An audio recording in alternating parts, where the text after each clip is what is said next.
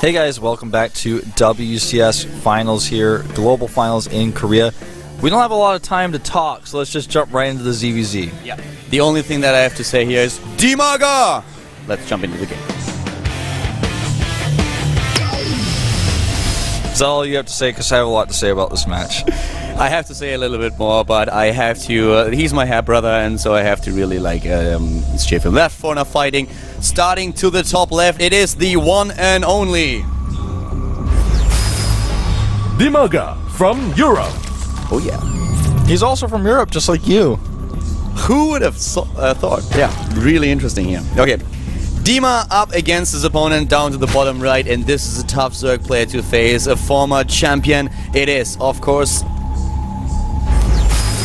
Samsung Can RorO from Korea. Alright, who is doing these pronunciations? I was saying the can. I really miss cannies in Germany right now, but... yeah, but this is Samsung Khan. So we have RorO, and he is a former GSL champion. So for Dimaga, I mean, this group is going to be so difficult for him. He does not only have to face Innovation later on down the road, but he also is up against the former GSL champion. He is up against RorO here, and let's see what he can do against him in his first game. If Dimaga takes this best of 3, then he will advance to face Innovation in the winner's match. If he is defeated by his opponent, then he falls down to the loser's match, where he would have to deal with Revival. Yep. And, you know, obviously going to the loser's match is never ideal, but if you lose and then you go into another ZVZ in the loser's match where you have to play a ZVZ to decide if you advance or not, it's not a good feeling. But at the same time, since there's 3 Zergs in the group, you're kind of going to end up in that situation no matter what, unless you can beat Innovation, which is even harder. So both of these players, as well as Revival we saw earlier, all 3 of them definitely had to bring their A-game ZVZ right now to this group. This group is definitely going to be decided on the back of those ZVZs. This is so tough, and Zerg versus Zerg can just be so volatile. RorO is a great player, and the one thing that is real difficult for Dimaga to deal with is that not only is he facing a champion here, a very strong opponent, but at the same time, how did RorO win this championship? He won a ZVZ, and he played so many Zerg versus Zergs in the regular season, so he's an experienced player in the mirror matchup. Dimaga has to be careful about what he's doing here. Yeah, this is really true. Dimaga, a decent Zerg versus Zerg player himself, though. One of the best Europeans in the world, and arguably the best Zerg versus Zerger in Europe. You know, some people make different claims, but there's a lot of really good ZVZ players in Europe, and I don't know, man. I think that Dimaga actually has a good chance of getting out of this group. He has a better chance than Stefano and TLO did in their group, and of course they've already lost. So he's the only foreigner left. Yeah, the only foreigner fighting still at the WCS finals in the first season here. Let's see what Dima can do. Currently we have RorO heading into his Baneling nest, and on a map like Belcher Vestige you would expect roughly the same from both players, especially since Dimaga has now spotted that there is a Baneling nest for RorO. He's gonna drop down his own very soon. Yeah, I mean, on this map there's no secondary ramp that you can hide from. Both players pushing the overlords away. Yeah, kind of one of those things that you can do sometimes is just head straight into the roaches. We've seen this occasionally. Now that the Spore Crawlers suddenly do a crazy amount of damage to the Mutalisk, the matchup has gone back to a lot of Roach versus Roach in the mid-game. But the early game is still dominated by Zerglings. We see a lot of +1/+1 very early in the game. But at this point, RorO already committing a lot of resources to his army. Yeah. Look at this. He's making just 4 Banelings to go in the front. I like that Spineclaw placement by Dimaga, making a little bit of a wall there. But these Banelings, if they sneak around the backside to the right where there's no wall, they could kill some drones. It's all about the reaction time here of Dimaga. Yeah, right now, as you can see, we have Dimaga trying to prepare for what's coming. He already has the Spinecrawler. Here come those Banelings. They're already on the move. And he has to defend here. His own Banes are not ready just yet, but the Queen on the high ground is trying to do its best. But there's just so many Zerglings, and the Queen might be taken out here. Both of them, actually. And this is a big problem here for Dimaga, having his speed a little bit later, losing a Queen there, and some Harvesters killed. Yeah, 6 in total. This is huge at this point. Dimaga suffering a lot of losses at the hands of RorO. And RorO looks like he's pretty much done with the aggression, minus the links he still has running around here, making a defensive Baneling back at home. Both players going directly into the lair. And with the players all having you know, their gas is taken in the lair at this timing, looks more and more likely that we're going to see a Mutalisk style game here. Yeah, both of them going into the lair as we speak. Dimaga trying to stabilize once again. He's on the same supply as his opponent. Lost a few harvesters here, and of course, especially losing the queen was really annoying for him. But the lair tag is good for both of them. Dimaga not losing too much time. Has to be careful though, especially in a scenario that is evolving right in front of us. What's important is the third base. Who's going to take it first? Who can defend the third base? And how much aggression is going to come out of the other player? Yeah. The game supply-wise is dead even right now.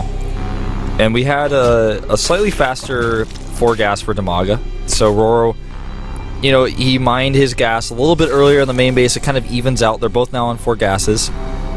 And both layers finishing in almost the exact same second here. So spires will be added. And this is going to be all about the gas and the third base. That's why we see RorO right now checking to see if Dimaga took a risky third.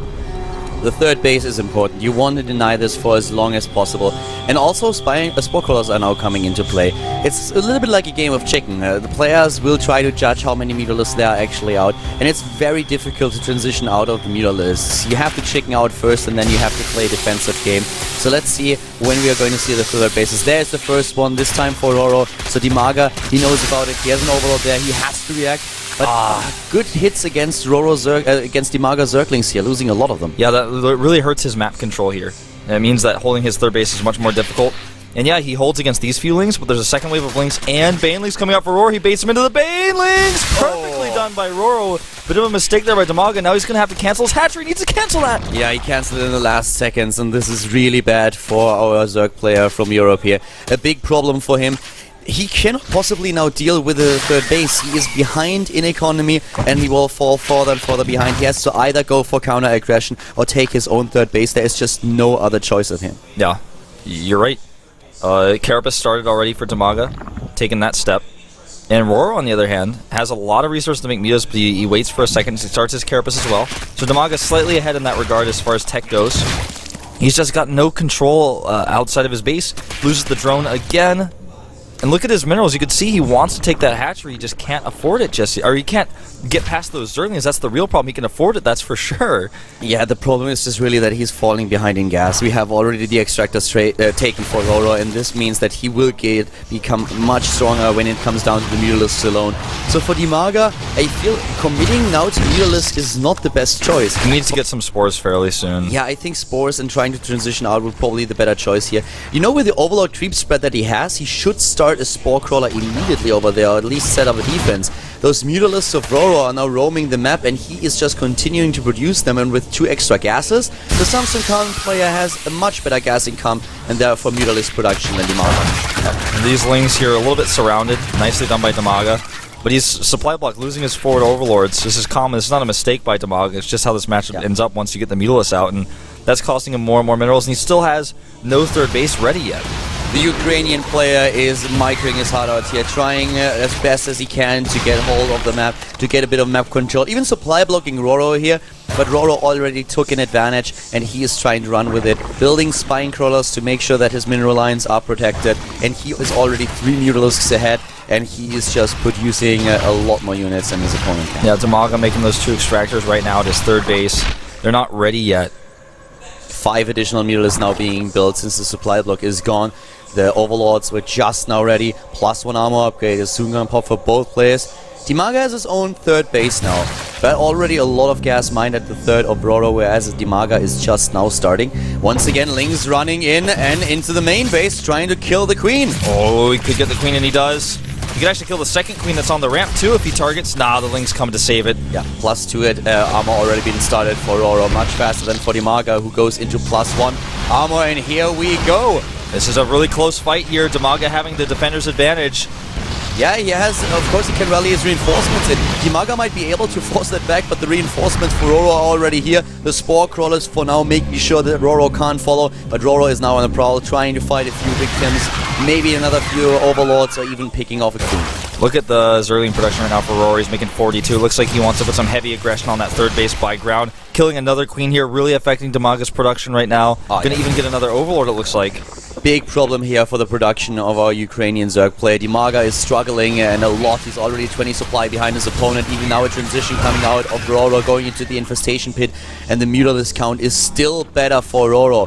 And he's getting 8 more additional ones. plus the +2 Carapace, and with those 8 more, he's going to be at 24-19. And that's something that Dimaga cannot afford to face. He's struggling here, and he's really trying. But so far, RorO is the one calling the shots, and he still finds overlords on the map that he can take down. 2,000 resources more cost efficient right now. RorO pushing through at the natural here, trying to assassinate another queen. No queen available, but here's that Zergling attack I was talking about. He uses the fact that his opponent just does not have the larva and the resource to produce this much. A really good move mistake by Dimaga. Really good move here by RorO, picking those units off at the side. Dimaga with an A move, and only half of his units are actually going to defend at the right side of the map. And he does it again. He's got to keep all of his units on one hotkey. Way too much right now. Way too much, and he is about to have +2 Carapace as well. Dimaga going to have to type out here in game number 1. Even with a queen, he cannot handle this. There are too many Zerglings at the third, too many Mules over here.